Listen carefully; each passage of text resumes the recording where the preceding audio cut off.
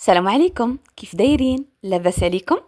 واش كتخيلوا ان هذا الكيك اللي كتشوفوا ما فيه لا دقيق ابيض لا سكر طبيعي، وكيجي زوين مويل وكيذوب في الفم؟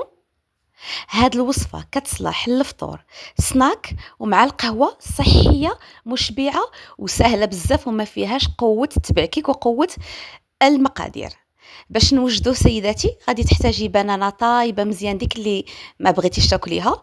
غادي تزيدي عليها زوج ديال البيضات، قبصه ديال الملح، وغادي تخلطي مزيان حتى يتجانسوا المكونات. اضافه اختياريه، انا زدت ليها وقت ناتور حيت غير كان عندي متوفر نقدروا نستغناو عليه. والمكون السحري هو زبده الفول السوداني، كنزيدوا زوج معالق صغار ولا معلقه كبيره، كنخلطوا مزيان حتى كنحصلوا على هذا القوام الثقيل. والسر هنايا هي ان زبده الفول السوداني هي اللي غتعطينا تماسك الكيك ديالنا. كنجيبوا اي مول بغيتي سيداتي، كبير ولا صغير. انا درتهم هنايا باش نخليهم في الثلاجه، وكتدخليه الفران. ما كياخذش الوقت، 12 13 دقيقه كيطيب، كيجي محمر.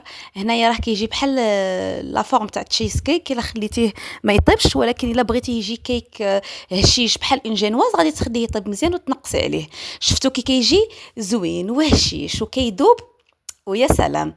الا عجبتكم الوصفه ما تنساوش تشتركوا وتخليوا لي دي لايك، وخليوا لي الراي ديالكم في لي كومونتير الا جربتوها.